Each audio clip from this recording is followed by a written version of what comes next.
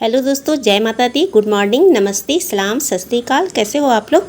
आशा करती हूँ आप लोग बहुत अच्छे होंगे, सुखी होंगे, स्वस्थ होंगे और अपने अपने कामों में व्यस्त होंगे। तो ये मैं कर रही हूँ दशहरा पूजा की माँ की खोइछा भराई। ठीक है, जो विदा माँ को करते हैं जिस वक्त, है ना, नवमी को, तो उस वक्त माँ का खोइछा भरा जाता है। तभी जैसे बेटी का विदा, जैसे कि बेटी की विदाई होती है ना, तो उसी तरह से खोइछा भरा जाता है। और यहाँ पर हम लोग, हमारे घर में लोग कैसे खोइछा भरते हैं, चलिए आप लोग अच्छी तरह से देख लीजिए। तो यहाँ पर मैं ली हूँ लाल कपड़ा, यानी माता का चुनरी, और एक थाली, और उसमें मैं रखूँगी अभी पान का पत्ता।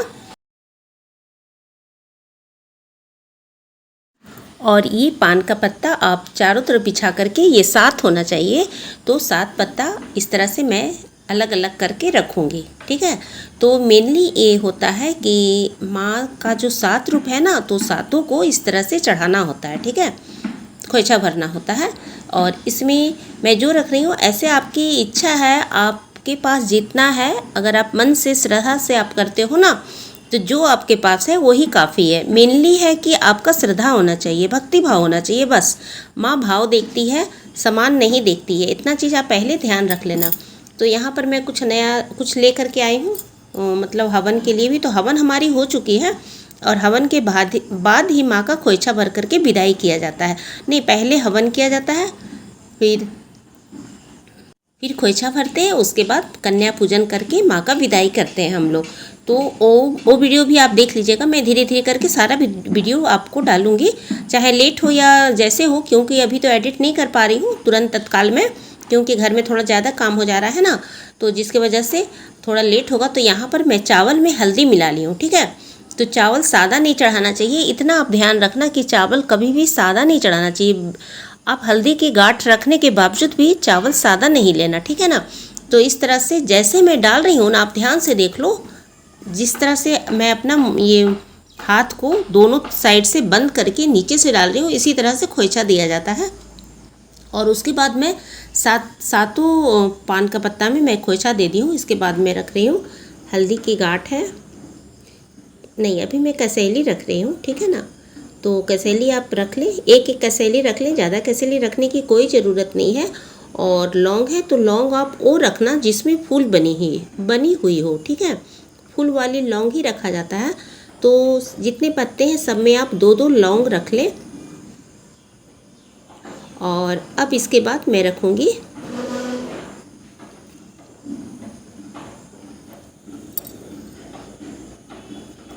दो इलायची। ठीक है ना, तो आप 2 लौंग 2 इलायची रख लेना। थोड़ी सी यहाँ पर प्रसाद आप रखना, तो प्रसाद में अगर बतासा हो तो बतासा रखना। मैं यहाँ पर अभी मिश्री चढ़ा रही हूँ, लेकिन मैं बतासा भी लाई हूँ और मैं बतासा भी चढ़ाऊँगी। तो जितना मेरे पास अभी प्रसाद है अवेलेबल, ये है क्या बोलते हैं इसे, इलायची, हाँ इलायची दाना बोलते हैं। और फिर वो पंचमेवा मैं लाई थी, पंचमेवा, तो वो भी मैं चढ़ा रही हूँ। तो सारा मैं धीरे धीरे करके चढ़ा दे रही हूँ। और यहाँ पर मैं बतासा चढ़ा दी हूँ, चूड़ी चढ़ा दी हूँ, सिंदूर चढ़ा दी हूँ, और सारा प्रसाद और हल्दी की गांठ में यहाँ पर भी चढ़ा दी हूँ। और थोड़ा सा सेंट आप ज़रूर देना, अगर पॉसिबल हो तो सेंट दे देना, अगर नहीं पॉसिबल हो तो कोई बात नहीं। मैं जैसा कि आपको बोली थी कि मेन भाव होना चाहिए किसी भी चीज़ में। कोई भी आप काम करते हो तो मेन भाव देखा जाता है ना, उनका मन का श्रद्धा क्या है। तो माँ भी हमारे साथ इसी से जुड़ती हैं, भाव से जुड़ती हैं। ठीक है, तो ये नहीं कि हम सारा चीज़ रख दिया और हमारे मन में भाव ही नहीं रहा। और एक चीज़ यहाँ पर मैं वस्त्र के जगह पर, यहाँ पर जितना 7 हमारा पान का पत्ता है वहाँ पर मैं कलेवा चढ़ा रही हूँ। तो ये वस्त्र की जगह चढ़ता है, आप जैसा हो आप अपना कर सकते हो अपने सामर्थ्य के अनुसार। तो यहाँ पर मैं चढ़ा दी हूँ, और लास्ट में मैं यहाँ नारियल रख दी हूँ।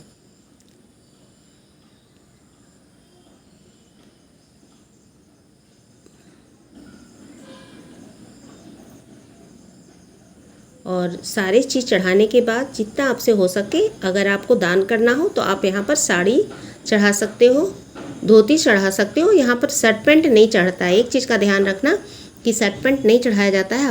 आप साड़ी चढ़ा लेना, धोती कुर्ता आप चढ़ा सकते हो, चूड़ी बिंदी जो भी है। तो ये सारी चीज़ मैं चढ़ाई हूँ। और यहाँ हमारा जो दीपक है, अखंड ज्योति, वो अभी तक अच्छी तरह से प्रज्वलित हो रहा है है ना। 9 दिन हमारे माँ हमारा पूरा साथ दी है। और यहाँ थोड़ा मैं प्रसाद बनाई थी तो उसे भी मैं चढ़ा दी हूँ। प्रसाद में हम मतलब हमारा जो था बना हुआ पूड़ी था, हलवा था, खीर था और सब्जी मैं नहीं चढ़ाती हूँ। आप लोग चढ़ाते हो या नहीं चढ़ाते हो? तो हमारा पूजा हो गया है अच्छी तरह से, माँ हमारा साथ दी है और सारा पूरा पूजा हमारा संपन्न हो गया। और दोस्तों जितना हमें जानकारी था मैं अच्छी तरह से गोद भर ली हूँ। अगर कोई भी कमी रह गया हो तो आप लोग बता सकते हो। और ये सारा लेकर के अब हमें जाना होगा मंदिर, और मंदिर थोड़ा सा दूर है तो मैं आप लोगों को भी दिखाऊंगी। वहाँ का दृश्य काफ़ी सुंदर है, काफ़ी सुंदर पंडाल है। माँ की जो मूर्ति बनी है ना वो काफ़ी सुंदर है। तो चलिए आप लोग भी हमारे साथ चलिए और इस खोइचा को लेकर। यहाँ देखिए इसे कैसे ले जाया जाता है। तो इसे सबसे पहले मैं ढकने का कोशिश कर रही हूँ, लेकिन इसे ये बंधा नहीं पा रहा है, तो इसे बांधना ही है। तो नहीं बंधा पा रहा है क्योंकि हमारा सामान इसमें काफ़ी है और ये नीचे गिर जाएगा। तो इसके लिए मैं अलग से चुनरी लेके ही जाऊंगी और इस चुनरी से चलिए इस थाली को मैं ढक देती हूँ। ये भी अच्छा है। और वहाँ पर मैं पंडित जी को दे दूँगी और पंडित जी जैसा वो बोलेंगे, अगर बांधने बोलेंगे तो मैं बांध दूँगी, और नहीं बोलेंगे तो फिर मैं नहीं बांधूँगी। ठीक है, तो चलिए। और कन्या पूजन जल्दी ही हमारे यहाँ हो गया और कन्या पूजन के बाद सभी लोग खाना खा रहे हैं। तो चलिए मेरे साथ और देखिए मंदिर का भव्य दृश्य।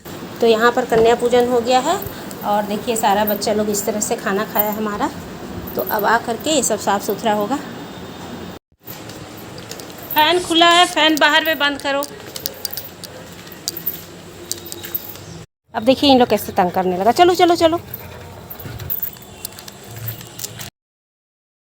और हमें पैदल ही जाना होगा और यहाँ पर धूप काफ़ी है, आप लोग देख सकते हो। लेकिन धूप तो है, लेकिन यहाँ का आप दृश्य देख सकते हो, काफ़ी सुंदर यहाँ का नज़ारा है ना। धूप के साथ हल्का हल्का बादल भी है और काफ़ी अच्छा लग रहा है जाने में। तो यहाँ हम पहुँच गए हैं माता का मंदिर। और देखिए यहाँ से पंडाल दिख ही रहा है, थोड़ी ही दूर पे है और सभी लोग अभी जा रहे हैं। और अभी उतनी भीड़ आपको नहीं मिलेगी क्योंकि अभी दिन है ना, तो अभी दिन में उतना भीड़ नहीं रहता है। और कुछ सुबह लोग चले गए हैं पूजा करने और हमारा थोड़ा सा लेट हो गया क्योंकि मैं कन्या पूजन के बाद यहाँ पर आई हूँ, तो थोड़ा सा हमें लेट हो गया। और मंदिर का ये पंडाल है यहाँ का, देख लीजिए।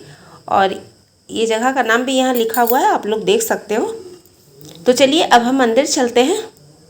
और अंदर भीड़ है, ऐसी बात नहीं है कि नहीं है भीड़, लेकिन हमें यहाँ पर ला करके वो खोइचा भी देना है और नारियल हमें फोड़ना है।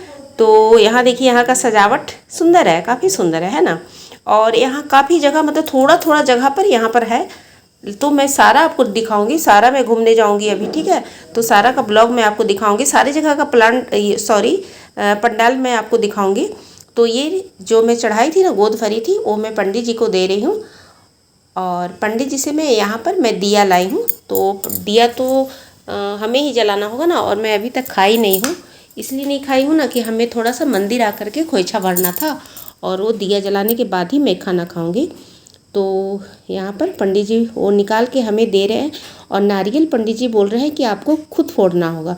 तो चलिए, यहाँ पर तो काफ़ी भीड़ है, फिर भी मैं कोशिश कर रही हूँ। और ऐसा लोग कहते हैं कि एक बार में नारियल फूटना चाहिए, तो चलिए ट्राई करके देखते हैं। और ये पंडित जी हमें दे दिए हैं। और चलिए अब हम लोग निकलते हैं। नारियल अंदर नहीं फोड़ा जाता है, मंदिर परिसर के थोड़ा सा बाहर। और ये देख लीजिए हमारी माता का दर्शन आप लोग कर लो। तो अभी उतना भीड़ नहीं है। और जब मैं आई हूँ ना, तो इसी टाइम में आई हूँ और हमें भीड़ बिल्कुल नहीं मिला है। तो यहाँ पर एक पत्थर रखा हुआ रहता है जिसे मैं खोज रही हूँ। तो ये देखिए पत्थर है और इसी पर नारियल फोड़ना है, और वो भी एक बार में। तो देखिए क्या होता है, पता नहीं मैं फोड़ पाती हूँ कि नहीं एक बार में। अरे वाह वाह वाह। और एक बार में हमारा नारियल फूट गया दोस्तों, हमें काफ़ी खुशी मिली। और ऐसा लग रहा है कि माँ सचमुच में हमारी पूजा को सफल कर दी है। माता का आशीर्वाद बना हुआ है हम पर, हमारे बच्चों पर, मेरे परिवार पर, मेरे सारे फैमिली पर, मायके ससुराल जितने भी फैमिली हमारे हैं, आस पड़ोस, आप लोग सभी पर। ऐसा लग रहा है कि मेरी माँ का आशीर्वाद बना हुआ है। और यहाँ पर नारियल को पंडित जी आधा आधा कर रहे हैं, ठीक है। तो आधा करने के बाद वो शायद यहाँ पर आधा चढ़ाते हैं। और हमें ये आज पता चला है कि नारियल का जो अग्रभाग होता है ना, यानी आगे वाली भाग तो उसे पंडित जी चढ़ा देते हैं और पीछे वाली भाग को देते हैं। और क्यों ऐसा करते हैं हमें नहीं पता, अगर आप लोगों को पता होगा तो हमें ज़रूर बताइएगा। ये बात हमें इतने सालों के बाद आज ही पता चला है। तो यहाँ पर मैं लेकर के अब मैं जा रही हूँ घर। तो सारा काम हमारा बहुत अच्छी तरह से हो गया, हमारा पूजा संपन्न हो गया। मेरा अखंड जोत जो था मेरा मतलब माँ हमें 9 दिन तक पूरा साथ दी हैं, पूरा साथ दी हैं। और यह हमारा दीप भी प्रज्वलित हो गया, काफ़ी खुशी लग रहा है, हमारा सारा काम अच्छा से हो गया। और इस टाइम ना हमें भूख की ज़रा भी चिंता नहीं हो रही है कि मैं भूखी हूँ, ज़रा भी हमें चिंता नहीं हो रही है। बस हमें ऐसा लग रहा था ना कि मेरा सारा काम अच्छी तरह से माँ कर दे। मैं माँ से बस हिम्मत मांग रही थी कि माँ मेरा सारा काम, मन ही मन हमें ऐसा लग रहा था।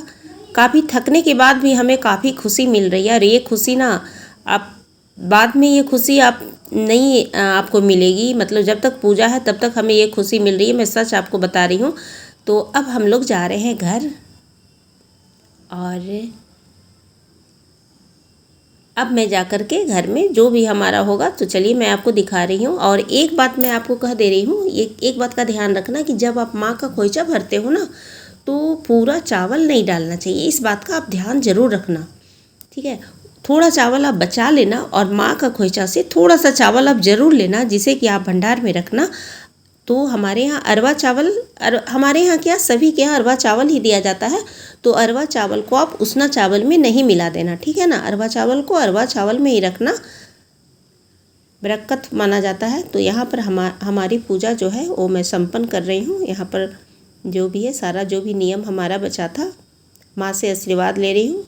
माता की कृपा हम पर, हम सभी पर, आप सभी पर, हमारे व्यूअर पर, हमारे सब्सक्राइबर पर बनी रहे। और इसी के साथ मैं ब्लॉग को एंड कर रही हूँ। जय माता दी।